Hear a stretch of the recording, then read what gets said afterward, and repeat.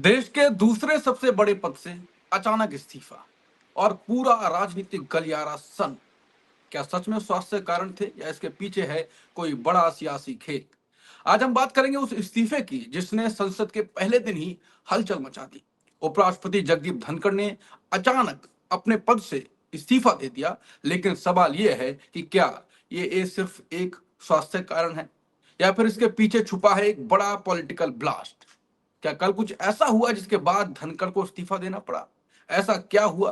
क्या बीजेपी के लिए आगे की राजनीति में और झटके लग सकते हैं? क्या है इस पूरे मामले की सच्चाई, बताएंगे आशुतोष जी, क्योंकि उनका कहना है कि आगे बड़ा खेल होने वाला है। क्या है वो बड़ा खेल? नमस्कार, मैं हूं अंकुर और आप देख रहे हैं सत्यनिधि का खास शो आशुतोष की पैनी नजर, जहां आशु जी खबर की खबर लेकर असली खबर बताते हैं। आज वो रहस्य खोलेंगे कि धनखड़ का इस्तीफा क्यों हुआ, क्योंकि उनके सूत्रों ने उनसे बहुत बातचीत करी है। वो सूत्रों के नाम तो नहीं ले रहे हैं, लेकिन वो बताएंगे। आशुतोष जी, क्या था स्वास्थ्य कारण? नहीं अंकुर, इसके पीछे स्वास्थ्य तो बिल्कुल कारण नहीं। जो कारण दरअसल औपचारिक तौर पर बताया जा रहा है या जो कुछ उपराष्ट्रपति धनखड़ ने अपने इस्तीफे में जिसका जिक्र किया है, वो तो कारण बिल्कुल नहीं है, क्योंकि वो पूरी तरीके से स्वस्थ थे। और आपको अच्छी तरीके से पता है कि दिन के 3 बजे पीआईबी की तरफ से एक प्रेस रिलीज जारी हुई थी, जिसमें ये कहा गया था कि वो जयपुर जाने वाले हैं कुछ दिनों के अंदर, वहां लोगों से मुलाकात करने वाले हैं, वहां लोगों से वो सभाएं करेंगे। तो अगर उनका स्वास्थ्य खराब होता और इतना खराब होता है कि उनको उपराष्ट्रपति के पद से इस्तीफा देना पड़ता, तो ये बात गले नहीं उतरती है। इस देश के अंदर तमाम ऐसे प्रधानमंत्री हुए हैं, कम से कम 2 प्रधानमंत्री को तो मैं जानता हूँ, नरसिम्हा राव और साथ ही साथ मनमोहन सिंह, जो प्रधानमंत्री रहते हुए भी जिनको एम्स में जाना पड़ा, एक आध हफ्ते वहां रहना पड़ा, वहां उनको अपना इलाज कराना पड़ा। एक प्रधानमंत्री को तो बाईपास सर्जरी भी करनी पड़ी थी। उसके बावजूद भी वो अपने पद पर बने रहे और देश को चलाते रहे। तो प्रधानमंत्री का पद ज्यादा स्ट्रेनुअस होता है, ज्यादा मेहनत वाला होता है, ज्यादा टेंशन स्ट्रेस वाला होता है, जबकि उपराष्ट्रपति का पद में बहुत ज्यादा टेंशन स्ट्रेस नहीं होता। जब संसद चलती रहती तब जरूर थोड़ा सा काम होता है, अदरवाइज नॉर्मली उनके पास कोई काम वैसे नहीं होता है। तो ये कहना कि स्वास्थ्य की वजह से छोड़ रहे हैं, बिल्कुल गलत है। दूसरी बात ये कि जो मेरे पास जानकारी है, और मेरे पास जानकारी 2-3 दिन पहले की जानकारी है, जिसमें धनखड़ साहब ने किसी से ये कहा और उन्होंने इस बात को शेयर किया कि दरअसल उनके साथ जो है अच्छा व्यवहार नहीं हुआ है और वो बहुत परेशान थे इस बात को लेकर। वो काफी आहत थे, उनकी ईगो भी काफी काफी हर्ट हुई है।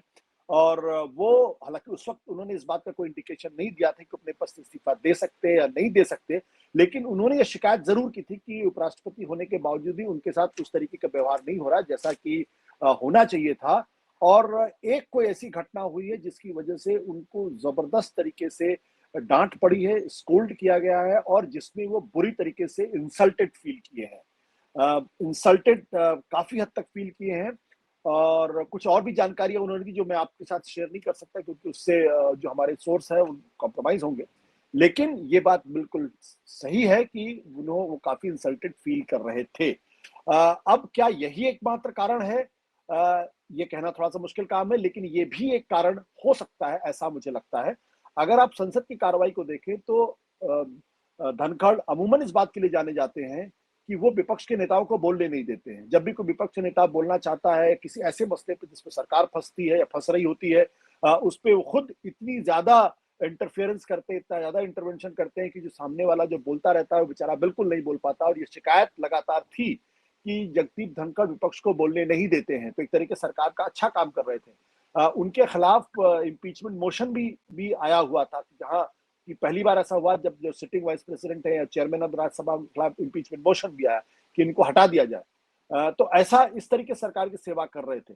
तो ऐसे में कांग्रेस के अध्यक्ष मल्लिकार्जुन खड़गे को खुलकर ऑपरेशन सिंदूर पर बोलने देना, बिना इंटरप्ट किए हुए, बल्कि उनकी तारीफ करना, और जो सरकार को बिल्कुल पसंद नहीं था, क्योंकि आपने देखा लोकसभा के अंदर राहुल गांधी बोलना चाहते थे लेकिन उनको बोलने नहीं दिया गया और उन्होंने बाहर आके कंप्लेन भी की। लेकिन राज्यसभा के अंदर कांग्रेस के अध्यक्ष मल्लिकार्जुन खड़गे को ऑपरेशन सिंदूर पर सब कुछ बोलने दिया, जो शायद सरकार को पसंद नहीं है या सरकार नहीं चाहती है। तो वो इस बात का इंडिकेशन था कि कहीं ना कहीं जगदीप धनखड़, जो अपने आप को अपमानित महसूस उन्होंने किया, जो अपनी उनकी ईगो जो हर्ट हुई थी, वो थोड़ा डिफायंस रुख अख्तियार करने लगे थे। और हो सकता है ये घटनाएं आगे बढ़कर एक बड़ा ट्रिगर पॉइंट हो, और जहां उनसे या तो कहा गया हो कि आप अपने पद से इस्तीफा दे दीजिए, या फिर उन्होंने तय कर लिया हो कि अब इससे ज्यादा मैं अपमान बर्दाश्त नहीं कर सकता, मैं अब छोड़ने वाला हूं।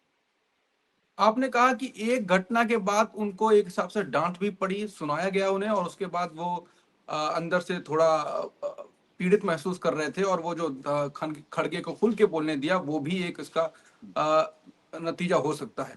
आप और आपने ये भी बताया, और सबको ये पता है कि धनखड़ विपक्ष के नेताओं को रोकते थे कि रुकिए हम्म। रुकिए, nothing will go on record, ये सब बोलते थे, जो कि कल नड्डा ने कहा।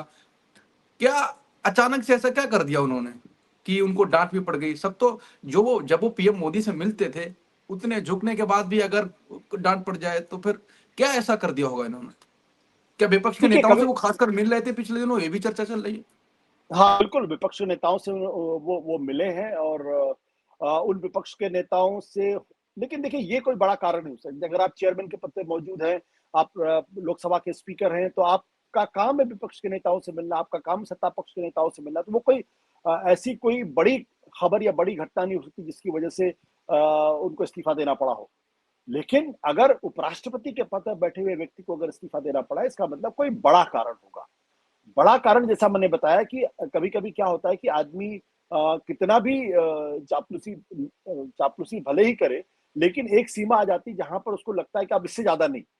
जहां पे उसकी अंतरात्मा चित्कार करने लगती है, या अंतरात्मा आके चिघाड़ने लगती है कि भाई अब इससे ज्यादा अपमान हम बर्दाश्त नहीं कर सकते।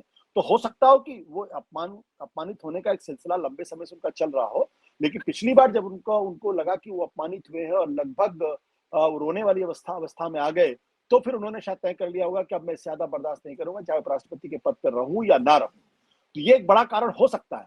लेकिन फिर भी मुझे ऐसा लगता है कि उनके इस्तीफे के पीछे कुछ और भी बड़े महत्वपूर्ण कारण होंगे, और या कुछ ऐसी चीजें होंगी जो सरकार को उनके बारे में पता चली होंगी, और उनकी वजह से उनकी लॉयल्टी सस्पेक्टेड हो गई होगी, और उनको लगा होगा कि जिस धनखड़ को हमने उपराष्ट्रपति के पद पर विभूषित किया, वो अब शायद वैसे नहीं रह गए होंगे। तो देखिए, नरेंद्र मोदी और अमित शाह जैसे जो लोग हैं वो 110% लॉयल्टी चाहते हैं। उसमें एक आध परसेंट भी कम होता है तो फिर वो आदमी उनकी नजरों से हट जाता है, फिर उसके लिए रास्ता बंद हो जाता है। ये भी एक संभव हो सकता है। मुझे लगता है कि इसमें एक बड़ा कारण जो है वो कहीं ना कहीं इस ओर भी इशारा कर रहा है कि ये जो क्राइसिस है, ये क्राइसिस महज एक तरफा क्राइसिस नहीं है, बल्कि जो पिछले 2 साल से लगातार संघ परिवार और आरएसएस और बीजेपी के बीच की जो टसल चल रही है, खासतौर पर जो मोहन भागवत और नरेंद्र मोदी के बीच में जो एक झगड़ा चल रहा है, उसका भी ये रिफ्लेक्शन हो सकता है, जिसमें धनखड़ किन्हीं वजहों से बलि के बकरे बन गए हो और उनको अपना पद छोड़ना पड़ा हो। हमारे दर्शकों को अच्छी तरीके से पता है कि आज से तकरीबन 2 साल पहले जेपी नड्डा को अपने पद से इस्तीफा देना था और उनकी जगह नया अध्यक्ष चुना जाना था। तब ये कहा गया कि लोकसभा के चुनाव तक वो अपने पद पर बने रहेंगे। लोकसभा चुनाव हो गए, नतीजे भी आ गए, नई सरकार भी बन गई। जेपी नड्डा इस वक्त कैबिनेट के मिनिस्टर भी हैं, राज्यसभा में पार्टी के नेता हैं, और वो पार्टी के अध्यक्ष अभी भी बने हुए हैं, और अभी भी ये तय नहीं कि दरअसल अगला अध्यक्ष कौन होगा। तो ये जो जो 2 साल से नरेंद्र मोदी अपना अध्यक्ष नहीं चुन पा रहे हैं, ये कोई मामूली घटना नहीं है, ये बिल्कुल असाधारण घटना है, असामान्य घटना है। और ये इशारा कर रही है कि कोई बहुत बड़ा संकट इस वक्त संघ परिवार के अंदर चल रहा है, और कहीं ना कहीं एक बड़ा संकट आरएसएस की लीडरशिप पे, बीजेपी की लीडरशिप पे है। तो धनखड़ का इस्तीफा उसका एक रिफ्लेक्शन भी हो सकता है। धनखड़ का इस्तीफा एक उसका रिफ्लेक्शन भी हो सकता है। लेकिन आरएसएस और मोदी के बीच में जो मतभेद चल रहे हैं, जो एक हिसाब से जंग चल रही है, उसमें धनखड़ बीच में कैसे फंस गए? 75 साल। नहीं देखिए, मुझे मुझे इस बात का अंदाजा तो नहीं है, कि इसलिए मैं ये नहीं बोलूंगा कि फंस गए नहीं फंस गए। मैंने कहा कि वो डॉट्स वहां आके भी जुड़ सकती है। मतलब अगर इतना बड़ा संकट, देखिए ये एक सामान्य घटना नहीं है। नरेंद्र मोदी बहुत पावरफुल आदमी है।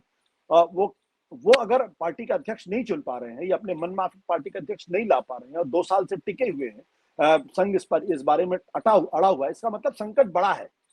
संकट कुछ बड़े बुनियादी मूल्यों को लेके संकट है, और उसके बीच में अगर कहीं धनखड़ जी अगर फंस गए हो तो बात अलग है। जहां तक 75 साल की उम्र का प्रश्न है, आपकी बात बिल्कुल सही है कि 75 साल की बात मोहन भागवत ने पिछले दिनों कही थी, और उन्होंने एक तरह इशारा भी दिया था मोरोपंत पिंगले का जिक्र करके, जो आरएसएस के बड़े नेता रहे हैं, कि 75 साल होने के बाद आदमी जो है वो जो है उसको पद छोड़ देना चाहिए था। तब ये माना गया था, उनका इशारा दरअसल प्रधानमंत्री नरेंद्र मोदी की तरफ था। तो जो लोग ये कह रहे हैं कि धनखड़ साहब 75 साल के होने वाले हैं इसलिए उनका अपना इस्तीफा दे, मैं इस बारे में बिल्कुल मैं इसको नहीं मानता हूँ। 5 साल का उनका टर्म था, वो आराम से अपना 5 साल पूरा कर रहे थे, सरकार की बड़ी सेवा कर रहे थे। बल्कि पहली बार ऐसा लग रहा था कि एक ऐसे व्यक्ति उपराष्ट्रपति के पद पर बैठे हुए हैं जो पूरी तरीके से सरकार के सामने दंडवत है। तो 75 साल वाली थियरी मुझे समझ भी नहीं आती हो, और मुझे नहीं लगता 75 साल की थियरी का उससे कोई लेना देना है। अगर 75 साल की थ्योरी काम कर रही है तो अगला मोहरा कौन होगा फिर? नहीं, मुझे नहीं लगता 75 साल की थियरी धनखड़ के मामले में काम कर रही है। लेकिन ये बात सच है कि जब मोहन भागवत ने ये कहा 75 साल की उम्र में लोगों को रिटायर हो जाना चाहिए था, तो उनका इशारा कहीं और नहीं, सिर्फ नरेंद्र मोदी की तरफ है। इसलिए मैं कह रहा हूं कि कहीं क्या कोई ऐसी मुहिम संघ परिवार के अंदर या आरएसएस के अंदर चल रही है कि वो नरेंद्र मोदी को प्रधानमंत्री के पद से हटाकर उनकी जगह कोई नया नेता लाना चाहते हो, या किसी नए नेता की तलाश है। और वो नरेंद्र मोदी जी से कहा जा रहा हो कि देखिए आपने पार्टी की बड़ी सेवा कर दी, आप 3 बार मुख्यमंत्री रहे, 3 बार इस देश के प्रधानमंत्री रहे हैं, और पार्टी आपके नेतृत्व में बहुत ग्रो कर गई है, लेकिन अब उम्र का एक तकाजा है और अब किसी नई लीडरशिप के हाथ में पार्टी को जाना चाहिए, क्योंकि पार्टी को अगले 25 साल की प्लानिंग करनी होगी।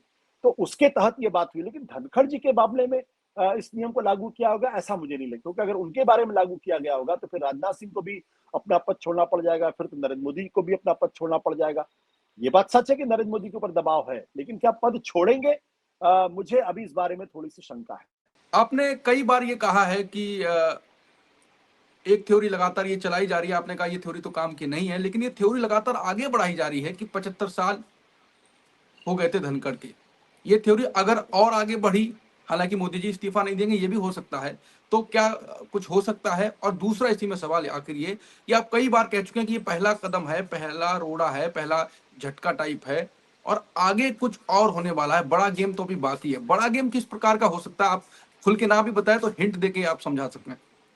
नहीं, जैसा कि मैंने इस बात का जिक्र किया कि अगर भारतीय जनता पार्टी और नरेंद्र मोदी जैसे कद्दावर नेता के बावजूद भी अगर वो बीजेपी का नया अध्यक्ष नहीं चुन पा रहे हैं, ये अपने आप में इंडिकेशन है कि पार्टी के अंदर कुछ बड़ा संकट है, कुछ बड़ी लड़ाई चल रही है, और उस लड़ाई में नरेंद्र मोदी भी अपने आप को थोड़ा सा बेबस और विवश महसूस कर रहे हैं, और इतना ज्यादा प्रेशर महसूस कर रहे हैं। आपको याद होगा कि जो नरेंद्र मोदी इस बात के लिए जाने जाते थे कि वो प्रधानमंत्री रहते हुए कभी भी नागपुर नहीं गए, कभी भी आरएसएस के प्रमुख से मुलाकात नहीं की। उनके पिछले दिनों नागपुर जाना पड़ा, वहां उनको आरएसएस के प्रमुख से मुलाकात करनी पड़ी और नागपुर में एक दिन रुकना पड़ा।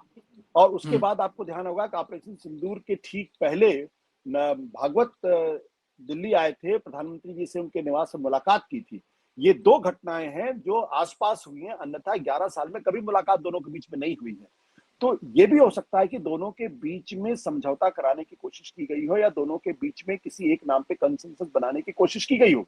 मैं जो बात कह रहा हूं, मैं वो ये कह रहा हूं कि अगर इतना पावरफुल प्राइम मिनिस्टर अपनी मन का पार्टी अध्यक्ष नहीं चुन पा रहा है, तो ये वाकई में पार्टी में बहुत बड़े संकट की ओर इशारा करता है।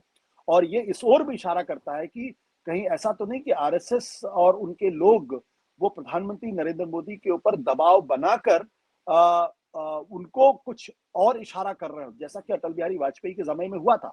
अटल बिहारी वाजपेयी जब 2002-3 के आसपास की बात है, तो उनके ऊपर ये दबाव बनाया गया था कि आप प्रधानमंत्री के पद को छोड़ दीजिए और आप राष्ट्रपति बन जाइए, और लाल कृष्ण आडवाणी देश के प्रधानमंत्री बने। ये पूरी कोशिश हुई थी, और उस संदर्भ में अटल बिहारी वाजपेयी ने एक सभा में कह भी दिया था, जिसकी वजह से पूरा हड़कंप मचा था कि न टायर न रिटायर, लाल कृष्ण आडवाणी के नेतृत्व में विजय प्रस्थान। और उस वक्त वेंकैया नायडू पार्टी के अध्यक्ष से अचानक पूरा बीजेपी हिल गया कि अगर अटल जी अगर इस तरीके से करेंगे तो फिर कैसे पार्टी आगे चलेगी। तो वो एक कोशिश हुई थी। इस बार भी उस तरीके की कोशिश हो सकती है, और इस बार भी उस तरीके का दबाव प्रधानमंत्री जी के ऊपर बनाया जा सकता हो, और आरएसएस ने ये तय कर लिया हो कि अब पार्टी का अध्यक्ष आरएसएस की मनमर्जी का होगा, और आरएसएस जैसे संगठन को चलाना चाहेगी वैसे चलाएगी, क्योंकि उनको आने वाले 25 साल की योजना बनानी है।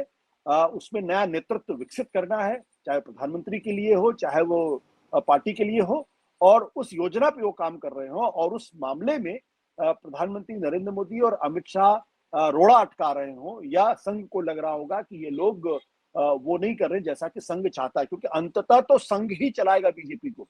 जिन लोगों हम्म। को गलतफहमी है कि बीजेपी कोई और चलाएगा, वो गलतफहमी का शिकार है। आरएसएस ही चलाएगा, संघ ही चलाएगा बीजेपी को, और संघ बीजेपी में वही होगा जो संघ चाहेगा, जो मोहन भागवत चाहेंगे, जो आरएसएस की लीडरशिप चाहेगी। बिल्कुल, तो संघ अपना जो है वही संघ ही चलाएगा। और जो बात आई कि स्वास्थ्य कारण नहीं, एक डांट थी, उस डांट के बाद धनखड़ जी का रिएक्शन भी था। हो सकता है इसके पीछे पूरा दूसरा खेल है, एक बड़ा गेम है। और 100 बातों की एक बात यह है कि अब बड़े गेम की और तैयारी है, बड़ा संकट आने की एक तरफ इशारा भी है। ये पहला विकेट गया है, बड़ा विकेट गया है, और उससे भी बड़ा विकेट जा सकता है, बातों से ये भी निष्कर्ष निकल रहा है। बिल्कुल। कुल मिलाकर सवाल बहुत हैं, जवाब अभी भी कम है। और खबर पर नजर जहां हमारी जाती है, उससे पहले आशुतोष जी की नजर खबर को लेके आती है।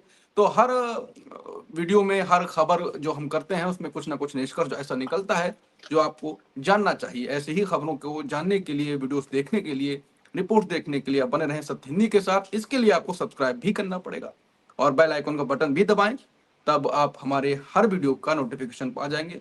सत्य हिंदी का एक ऐप भी है, उसे भी डाउनलोड कर लें, एक ही जगह पे पूरा कंटेंट। नमस्कार। Copyright disclaimer under Section 107 of the Copyright Act 1976. Allowance is made for fair use for purposes such as criticism, comment, news reporting, scholarship, and research. Fair use is a use permitted by copyright statute that might otherwise be infringing.